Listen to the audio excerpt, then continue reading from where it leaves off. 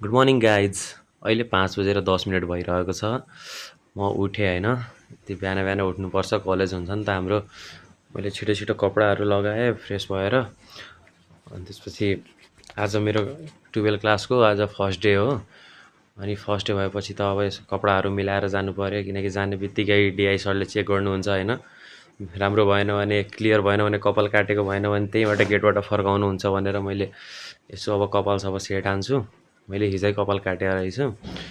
हिजो दिउँसो कपाल काटेको, नुहाएँ, त्यसपछि रुगा रुगा भइरहेको क्या, मलाई रुगा लागे जस्तो भइरह। अनि मैले यसो तेल सेट गरेँ। अब हेर्नु, अब फेरि म आइनामा हेर्छु, अनि त्यसपछि काइयो लाउँछु थोरै। अनि आफूलाई ल अब ठिक छ भनेपछि लागेपछि थोरै पर्फ्युम हानेको। अनि त्यसपछि मैले याङ्गो राइड मैले गरिसकेको थिएँ, ब्याग बोकेँ। अनि त्यसपछि ठ्याक्कै अब याङ्गो मलाई राइडवाला दाइ पनि आउनुभएको होला बाहिर। ल ठ्याक्कै बाहिर निस्केको, अब बाहिर निस्किने बित्तिकै उहाँ आउनु भइसकेको रहेछ। चढेँ अनि हिँडिदिएको। अनि त्यसपछि जाँदै गर्दा थोरै मैले भिडियो बनाएँ।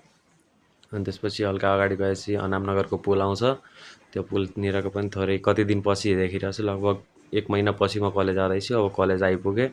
हस्, धन्यवाद।